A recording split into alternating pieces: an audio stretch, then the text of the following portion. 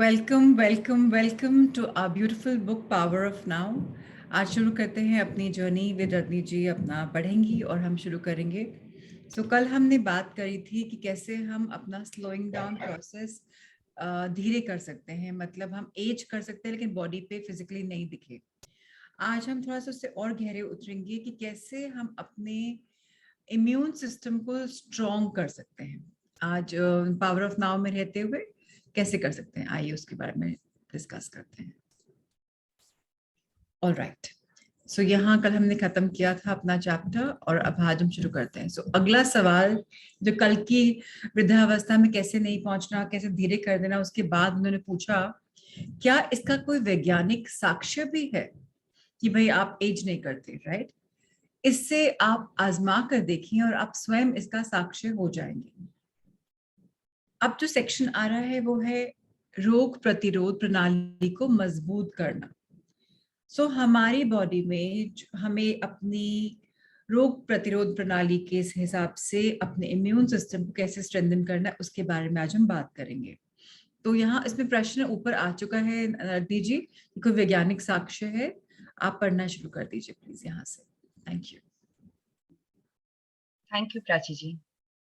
शारीरिक क्षेत्र के लिए इस अभ्यास का एक अन्य लाभ यह है कि यह रोग प्रतिरोध प्रणाली को तब बहुत मजबूत बना देता है जब आप मानसिक रूप से भी शरीर में रहने लगते हैं।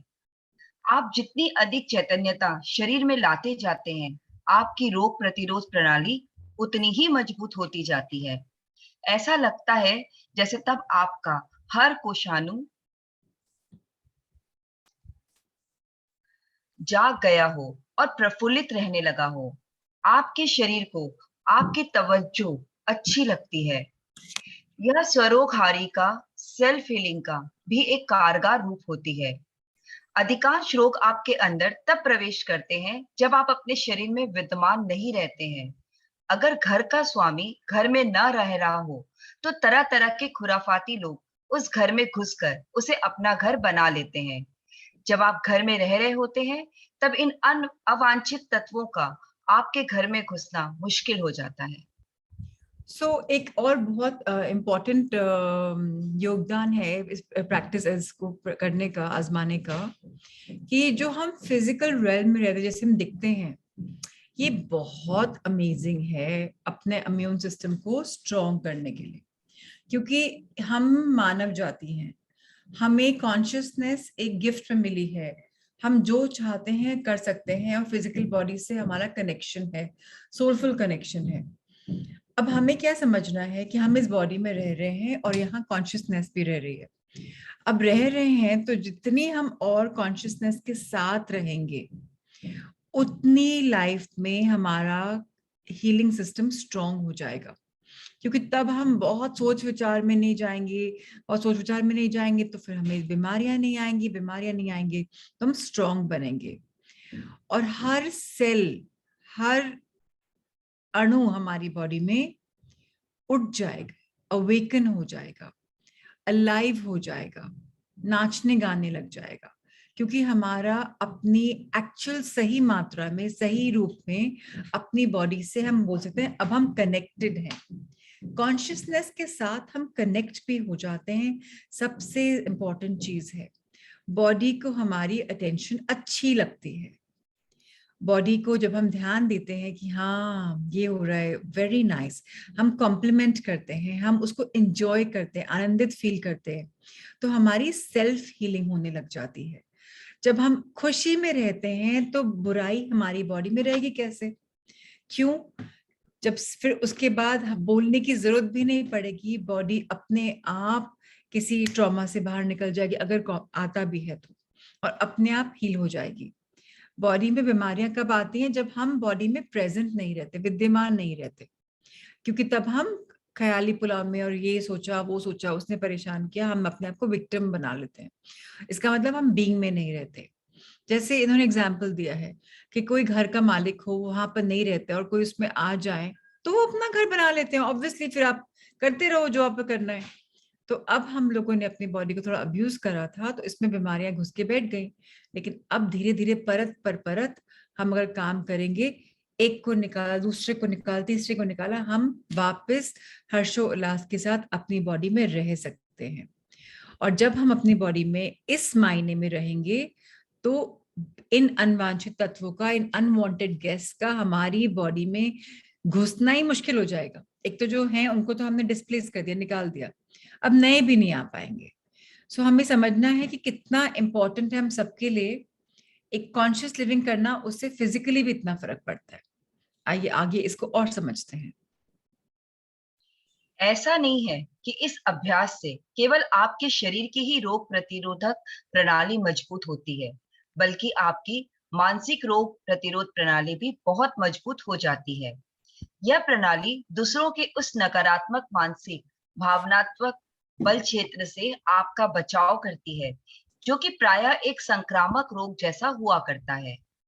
अपने शरीर में रहना आपको सुरक्षा प्रदान करता है, कोई ढाल प्रदान करके नहीं, बल्कि आपके समूचे ऊर्जा क्षेत्र के जीवन स्पंदन की प्रबलता को बढ़ाकर, ताकि कमतर बल के साथ स्पंदन करने वाली कोई भी चीज, जैसे भय, क्रोध, अवसाद, विषाद आदि, अपने अस्तित्व को लेकर एक बिल्कुल अलग रहने लगे।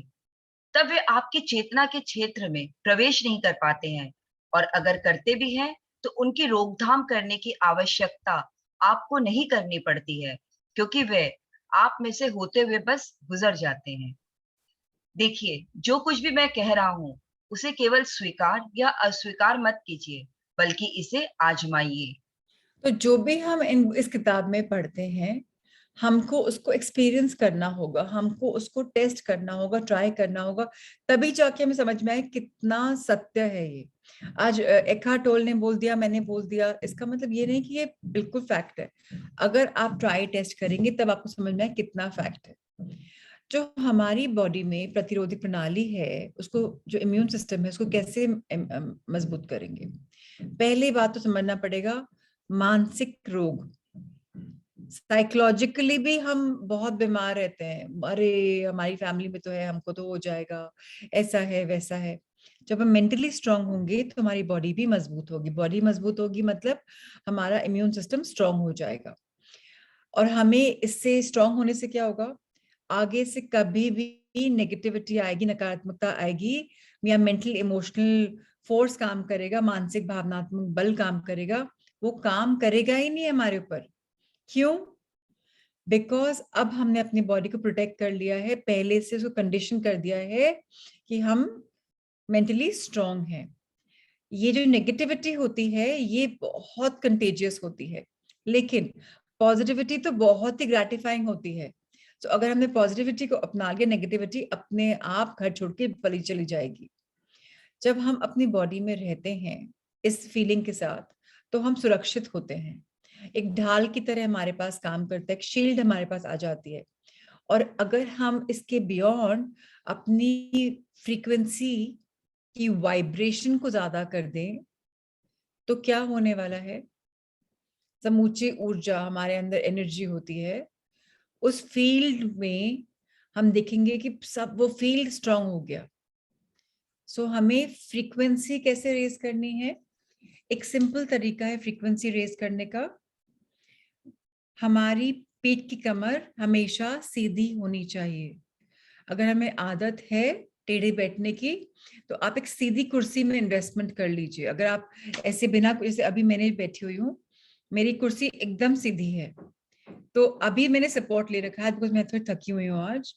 लेकिन यूजुअली मैं थोड़ा आगे होके बैठती हूँ तो सपोर्ट नहीं लेती, और कभी गलती से भी कमर हल्की सी ऐसे होती है तो मैं वापस अपने आप को सीधा कर लेती हूँ। इससे हमारी एनर्जी सर्किट में एनर्जी जाती है और हमारी बॉडी में प्रबलता बढ़ती है, जीवन स्पंदन आता है। बहुत इंपॉर्टेंट है कि जब हम लो वाइब्रेशन पे जाते हैं ऐसे बैठ जाएंगे, और जब हम एक्साइटेड होंगे हम खुश रहेंगे, नाचते घूमते रहेंगे। तो अगर हमें अपनी एनर्जी बढ़ानी है तो हमें अपनी बैक को स्ट्रेट करना है। सिंपल सीधा सरल रास्ता है, कोई टेक्निकल चीज नहीं है। जब आपकी एनर्जी हाई होती है तो ये भय, क्रोध, अवसाद, विषाद, ये कुछ भी आपको परेशान नहीं करेगा। No fear, no anger, no depression, no nothing. क्योंकि आपकी बॉडी में इसके लिए जगह ही नहीं होगी। जब फ्रीक्वेंसी हाई है तो कुछ भी नहीं। जैसे बहुत प्राउड जो लोग तो ऐसे रहते हैं, उनकी गर्दन लेकिन हमें बोल कैसे सीधा बोला जा रहा है, 7 चक्र सातों अलाइनमेंट में, ऐसे मतलब लो सेल्फ एस्टीम है, हम दुखी हैं, तो सीधा रहना है, स्पेशली इन क्लासेस में जहां हम ये सब सीख रहे हैं, राइट। यहाँ हमारी बॉडी लैंग्वेज स्ट्रेट होगी, तो हमें अगर कई बार हम एब्सेंट भी हो जाएंगे, कुछ सुनते सुनते दिमाग में कुछ और चला जाएगा, तो भी ये हमारे सबकॉन्शियस माइंड में जा रहा होगा।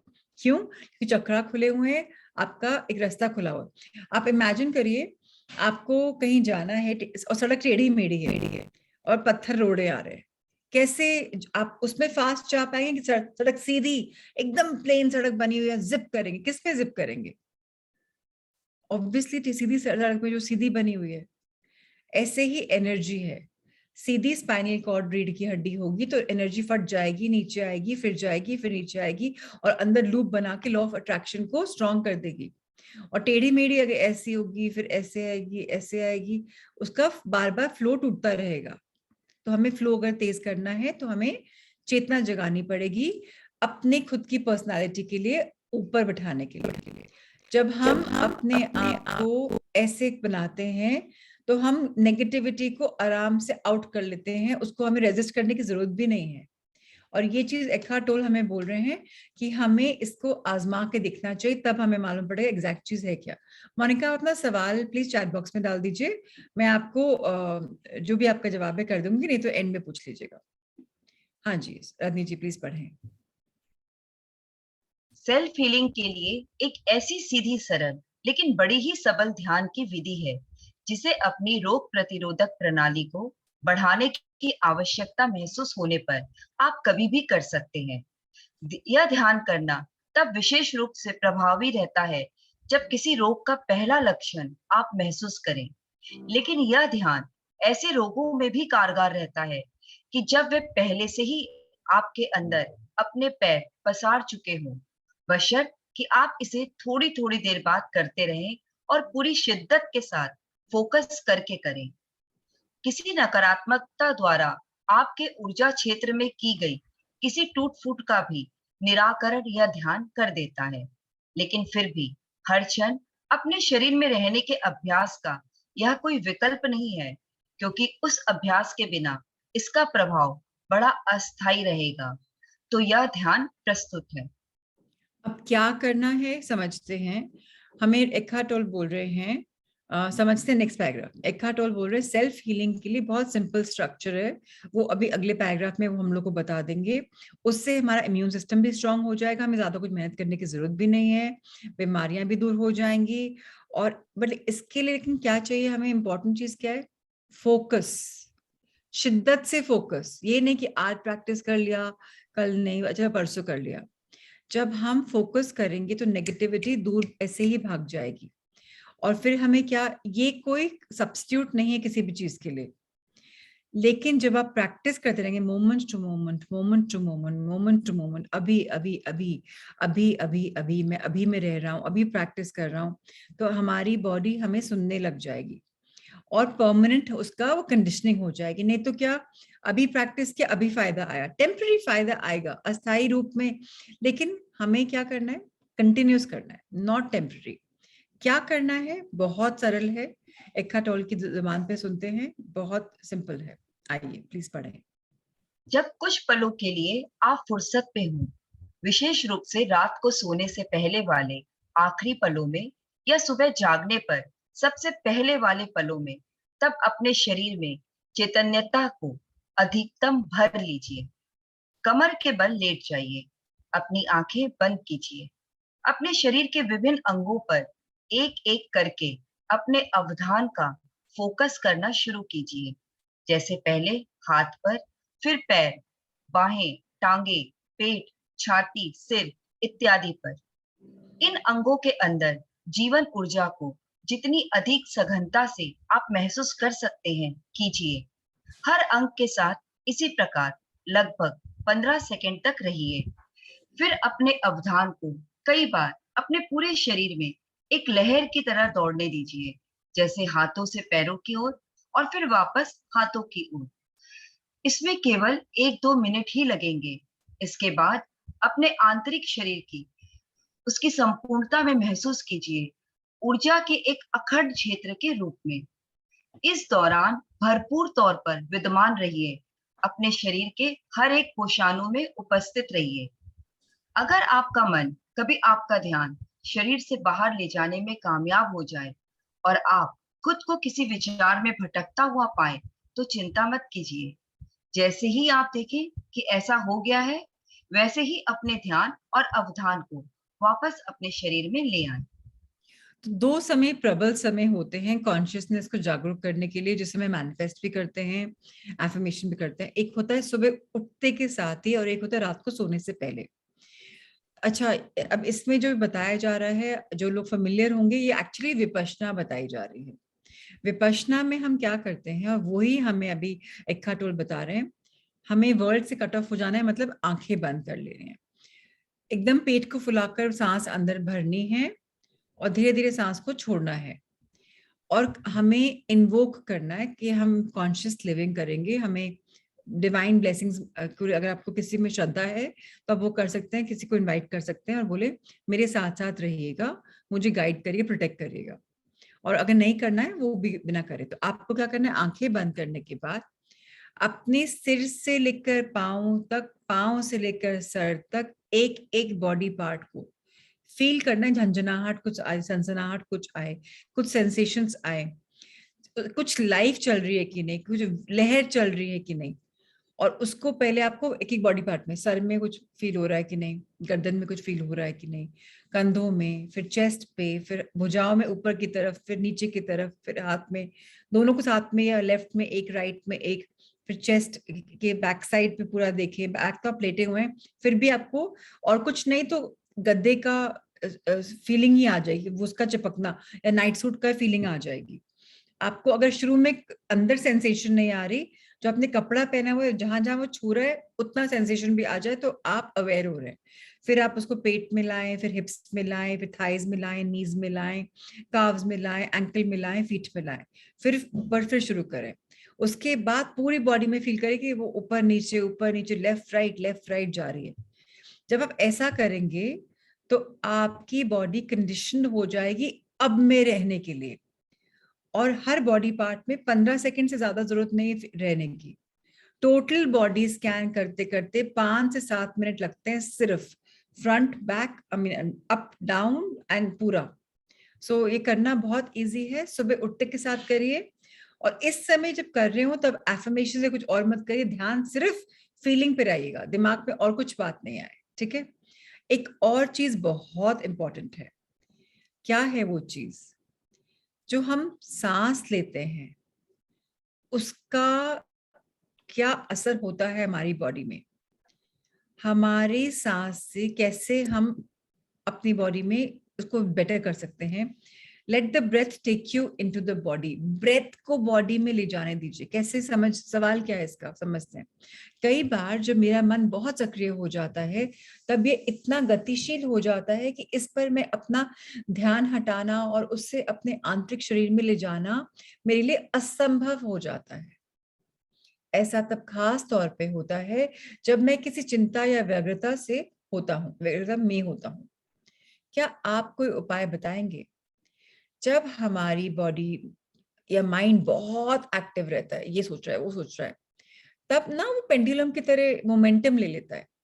और उस समय उससे ध्यान हटाकर अपनी इनर बॉडी पे जाना मुश्किल लगता है, क्योंकि आप विचार विमर्श में भुने हुए हैं, तो उसमें अंदर कैसे जाएंगे। और ये ज्यादातर कब होता है? जब कोई प्रकार की एंजाइटी होती है, चिंता होती है, तो ये होता है। तो अब ये पूछ रहे हैं कि इस मामले में हमें क्या करना चाहिए। आइए एक हट का जवाब सुनते हैं। जब कभी भी आप पाएं कि आंतरिक शरीर के संपर्क में आना कठिन हो रहा है, तब सबसे पहले अपने सांस पर फोकस करना प्राय आसान रहता है। सजग रूप से सांस लेना, जो कि अपने आप में एक ध्यान ही है, आपको धीरे धीरे शरीर के संपर्क में ले आता है। जैसे जैसे आपकी सांस आपके शरीर में अंदर व बाहर जा रही हो, अपने अवधान के साथ उसका अनुगमन करें। अंदर जाती सांस के साथ पेट का तनिक फूलना और फिर बाहर जाती सांस के साथ उसका सिकुड़ना, इसे महसूस करें। अगर आप आसानी से कल्पना में देख सकते हैं, तो अपनी आंखें बंद कर लीजिए और स्वयं को प्रकाश से घिरा हुआ देखिए, या किसी ज्योतिर्मय तत्व में निमग्न महसूस कीजिए, चैतन्यता के सागर में। तब उस प्रकाश में, उस ज्योति में सांस भरिए और महसूस कीजिए कि वे ज्योतिर्मय तत्व आपके शरीर में भरता जा रहा है और उसे देदीप्यमान भी करता जा रहा है। फिर धीरे धीरे उस एहसास पर अधिक फोकस करते जाइए। तब आप अपने शरीर में होंगे, लेकिन किसी भी कल्पना चित्र के मुंह में बंद मत जाइए। अब हमें और क्या करना है? जब मन बहुत असंतुष्ट है, परेशान है, हैरान है, एंजाइटी है, व्यग्रता है, चिंता है, तो हमें क्या करना है? हमें सांस का काम करना है। सांस के बिना तो हम जी नहीं सकते। अब हम परेशान हैं, हम वैसे लिव कर रहे हैं। अब इतना सा एरिया बहुत इंपॉर्टेंट है, और यहाँ से लेकर पेट के नीचे तक बहुत इंपॉर्टेंट है। सांस लीजिए। जो सही सांस लेते हैं, जब वो सांस लेते हैं तो पेट फूलता है गुब्बारे की तरह, और जब सांस छोड़ते हैं तो पेट पिचकता है गुब्बारे की तरह। और मैं तो शुरू में जो करती थी, जब स्टार्ट किया था, 7 या 8 के काउंट तक अंदर लिया, 7 या 8 तक काउंट पे अंदर रोका, 7 के काउंट तक अंदर एक्सहेल किया। जब हम सांस अंदर लेते हैं, और अभी करिए, चलिए अभी सब करिए साथ में, आंखें खुली रहिए, बस अभी बस करते हैं। चलिए, सीधे बैक सीधा कर लीजिए एकदम, अगर नहीं भी थोड़ी सी है तो एकदम सीधा कर लीजिए। Take a deep breath in, एक गहरी लंबी सांस लीजिए, और सांस लेते लेते आपका पेट फूलना चाहिए। लेते रहिए, पेट फूलता रहेगा, फूलता रहेगा। अब आप होल्ड करिए, ना सांस आ रही है ना जा रही है।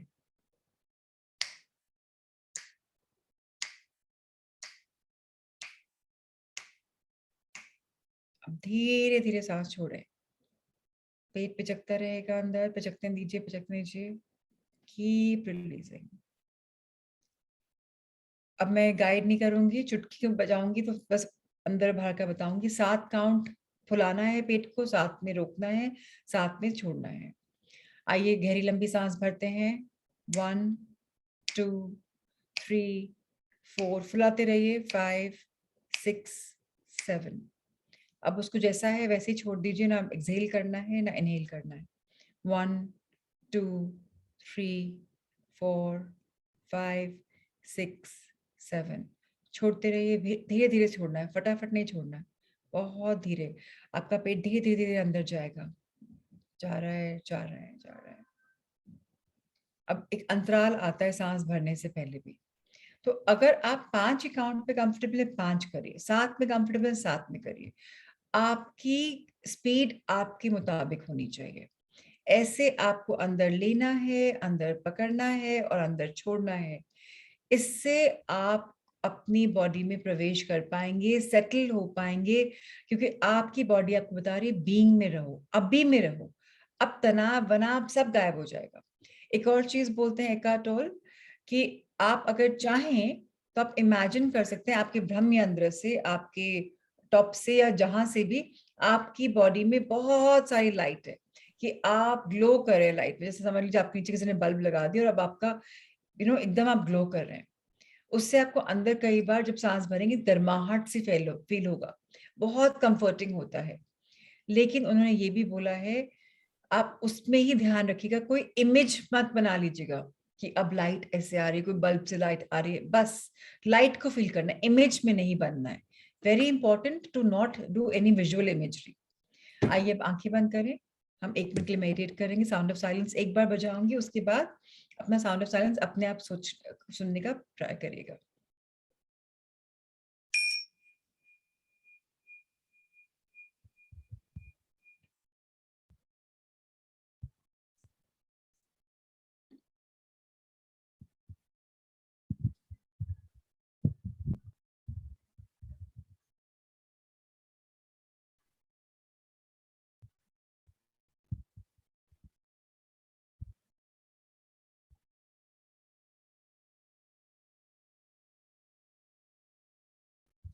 अब तक आई होप आप लोग को साउंड ऑफ साइलेंस सुनाई देती है, जैसे कान में एक झंझनाहट टाइप की आवाज से हम साउंड ऑफ साइलेंस सुनते हैं, उसमें देखिए एक आवाज आती है।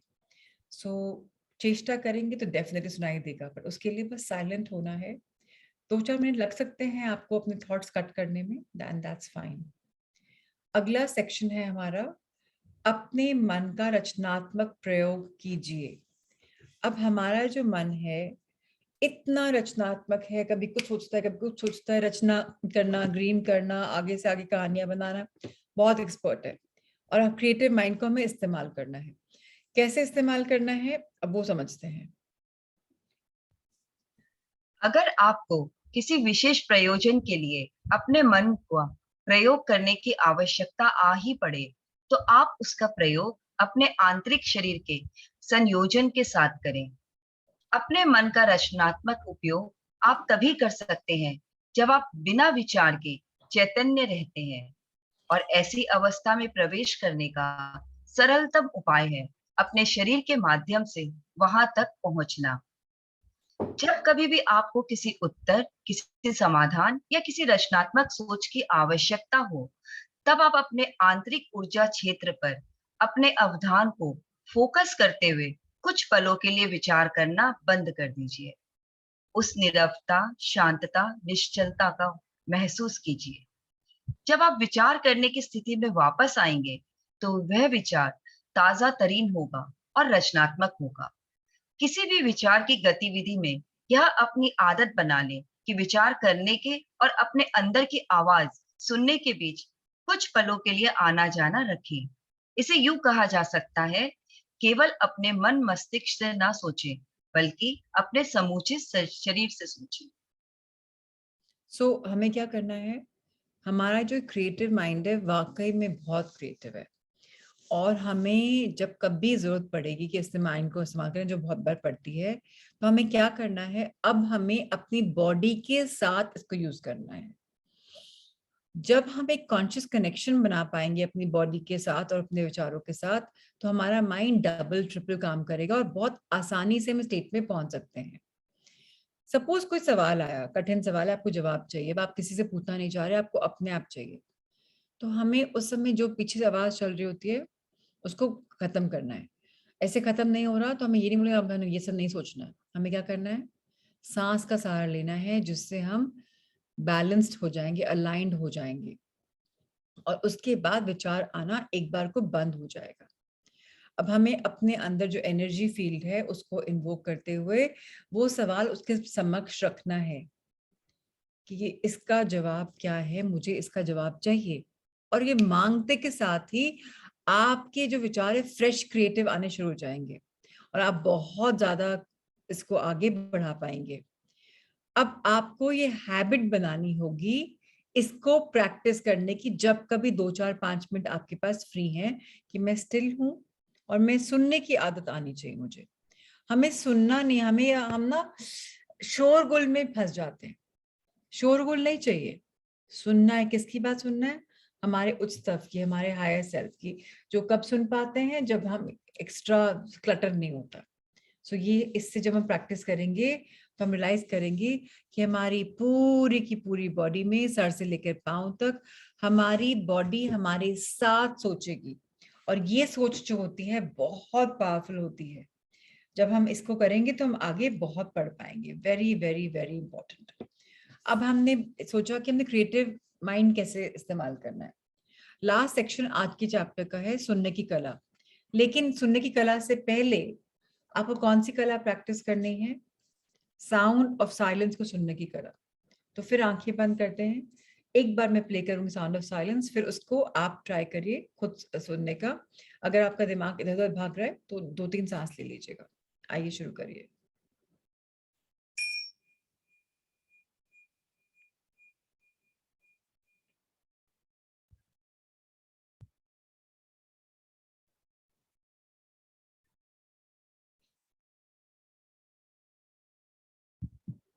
आप एसी, कूलर, पंखे की तो आवाज सुन ही पाएंगे, साथ में कान में एक बजिंग आवाज आ रही है।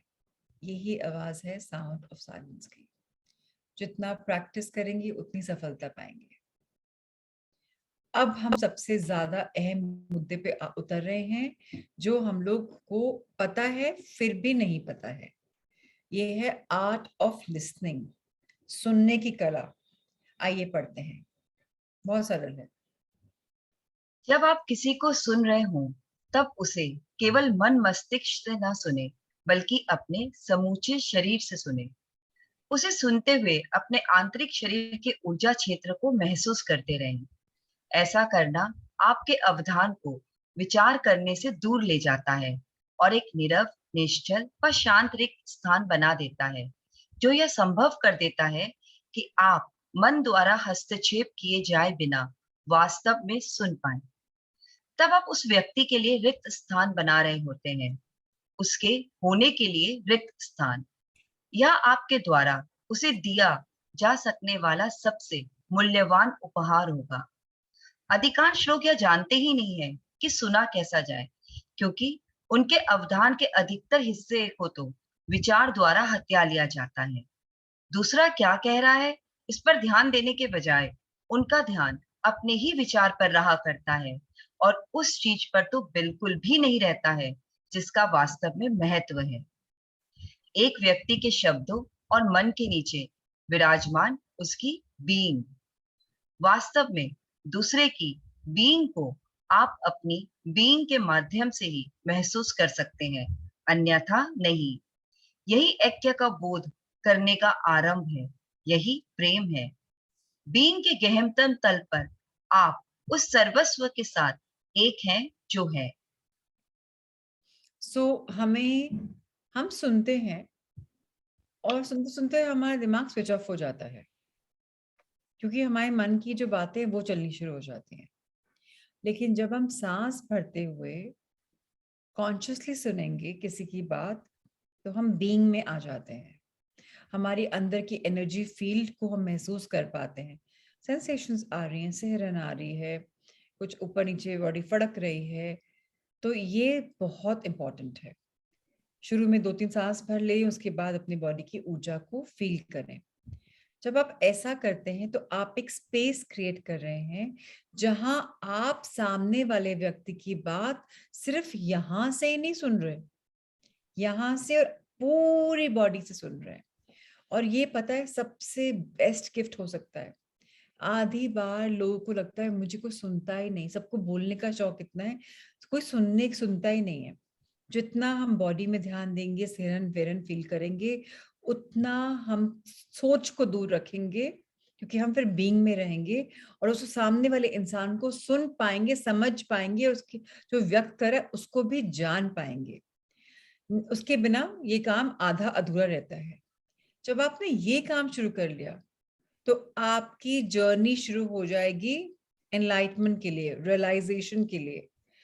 रियलाइजेशन किस चीज का? कि वननेस है पूरे ब्रह्मांड में, ऐक्य का बोध आ जाता है, वन लव का आ जाता है। यही प्रेम है, दिस इज ट्रू लव। मैं आपकी बात सुन रहा हूं पूरे मन से, दिलो जान से, और सबसे गहरे रूप में इसको देखेंगे, तो इससे आपका आरंभ होगा उस इंसान से ही नहीं, पर पूरे सर्वस्व, पूरे यूनिवर्स से, पूरे वर्ल्ड से, सबके साथ एक होने का। ये इतना इम्पोर्टेंट टूल है कम्युनिकेशन का इंसानों के बीच में। इसको प्रैक्टिस करेंगे तो आपके रिलेशनशिप्स बेटर हो जाएंगे। कोई भी रिलेशनशिप आगे नहीं चल सकता अगर उसमें टकराव हो तो। लेकिन जब माइंड आपका चलता रहता है हर समय, तो टकराव, परेशानियां ये आएंगी ही आएंगी। तो अपने इस माइंड को शांत करना ब्रीदिंग के साथ, और अपनी इनर बॉडी के साथ अगर आप कनेक्शन में है, कांटेक्ट में है, तो एक क्लियर स्पेस मिल जाती है, जहां माइंडलेस स्टेट मिल जाती है, जहां आपका रिलेशनशिप दिन दुनी रात चौगुनी प्रगति करेगा और आपके लिए बहुत बहुत बहुत मीनिंगफुल हो जाएगा। आइए अगला अध्याय 7 शुरू करते हैं आज। और मैं आप सबको थोड़ा गुजारिश करना चाहूंगी, मैंने कोई एनरोल किया हुआ किसी क्लासेस के लिए, वो शार्प 10 मिनट कम 6 में शुरू हो जाती हैं। तो आज सेकेंड डे ही है, तो 1 हफ्ते की क्लास है।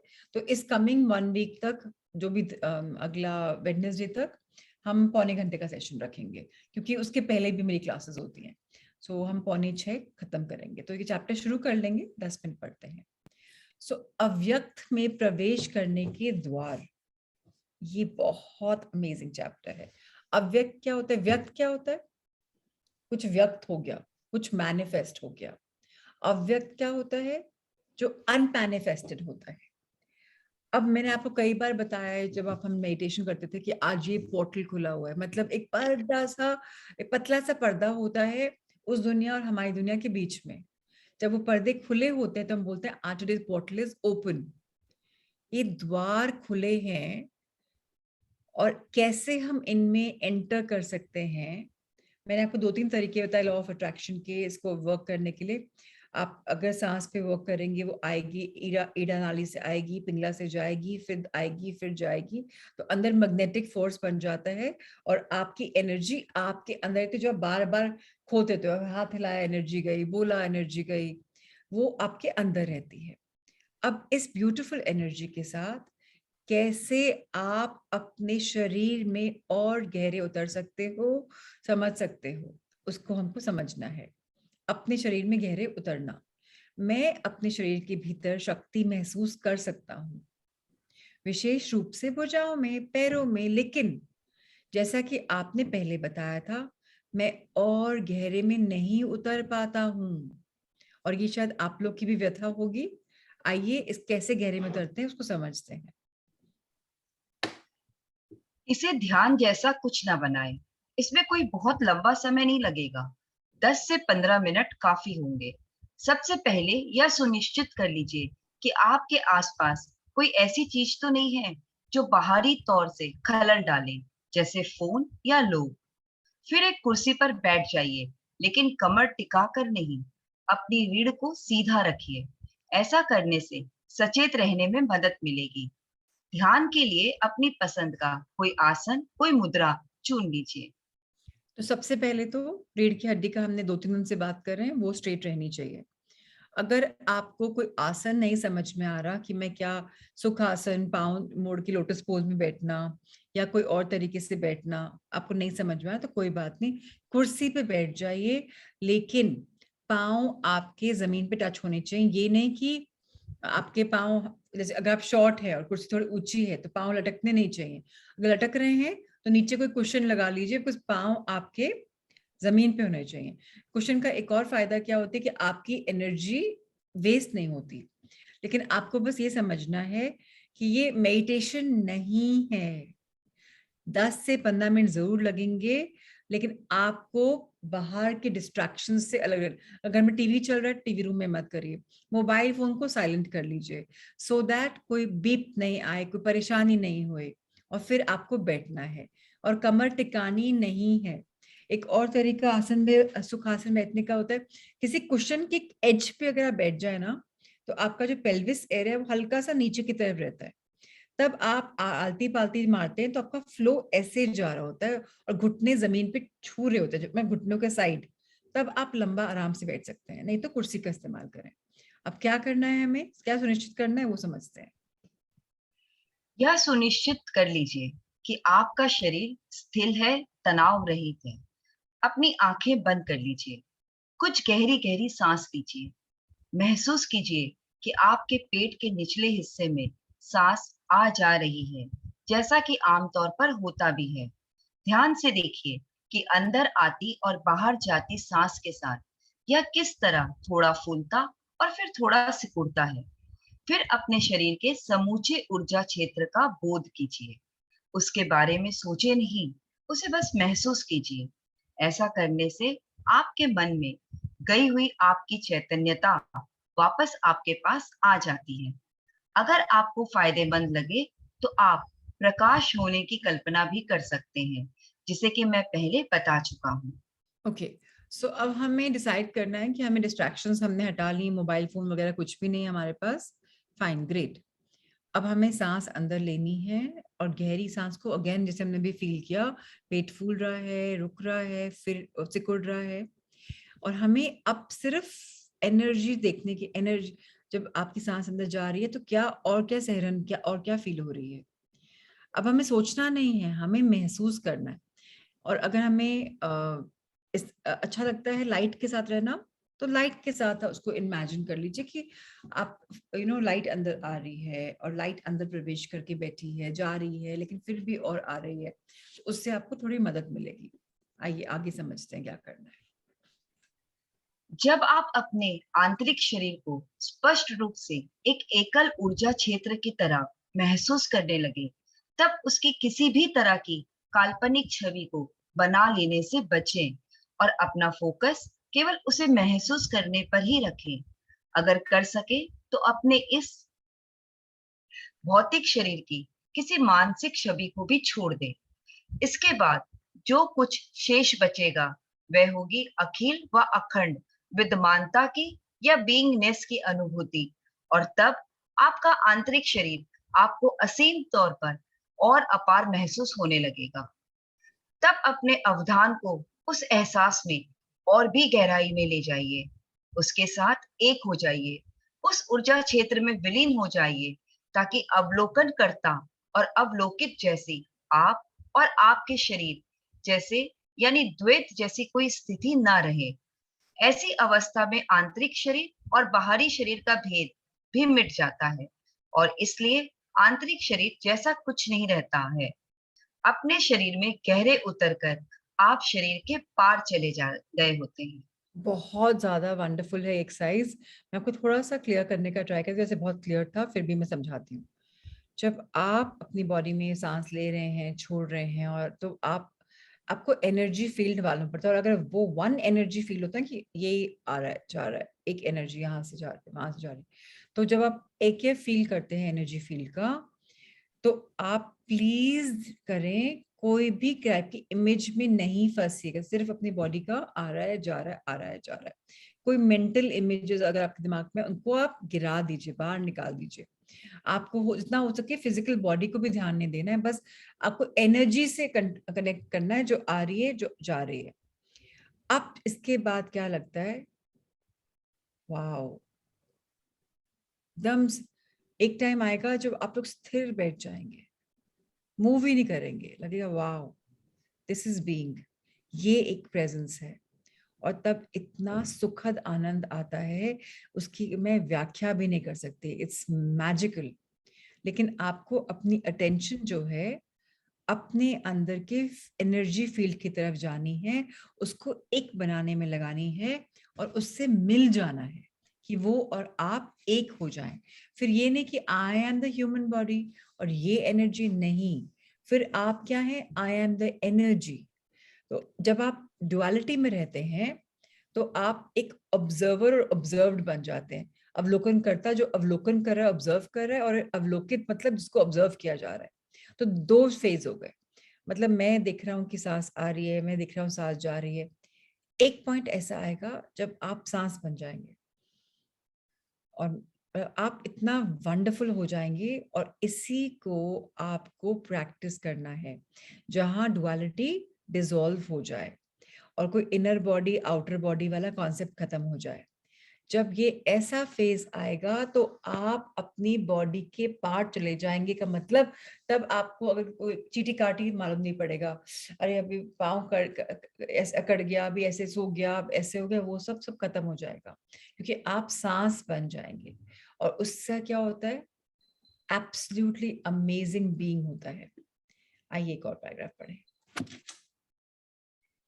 विशुद्ध बीइंग के इस राज्य में तब तक रहते रहिए जब तक आप सहज सरल महसूस करें, और फिर इस शरीर के प्रति, अपनी श्वास प्रश्वास के प्रति, अपनी ज्ञानेंद्रियों के प्रति सजग होते जाइए और अपनी आंखें खोल लीजिए।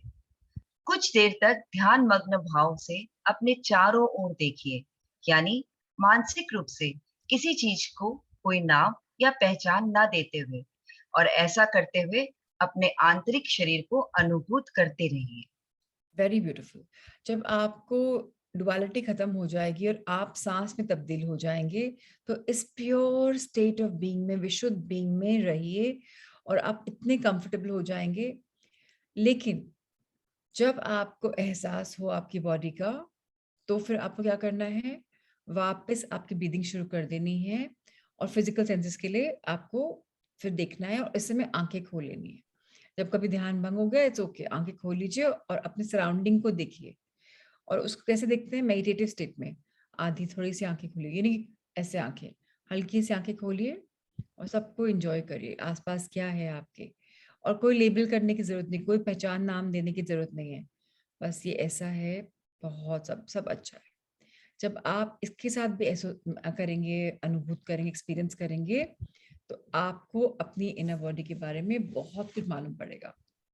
और ये मुश्किल बिल्कुल भी नहीं है, बस प्रैक्टिस करना है। और अगर आप लोग को तकलीफ आए तो प्लीज फील फ्री, कल जब हम करते हैं अपना चैप्टर तो आप मुझसे पूछ सकते हैं। अब जो नेक्स्ट सेक्शन है वो हम कल करेंगे।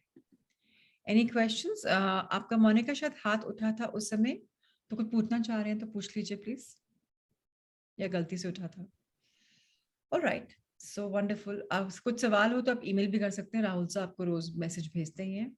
Thank you, thank you, thank you, lots of love, light and abundance to everyone. कल मिलते हैं फिर शाम को। टाइम यही रहेगा मेरे ख्याल से, पर कुछ आगे पीछे होगा तो बता देंगे। Thank you so much, God bless.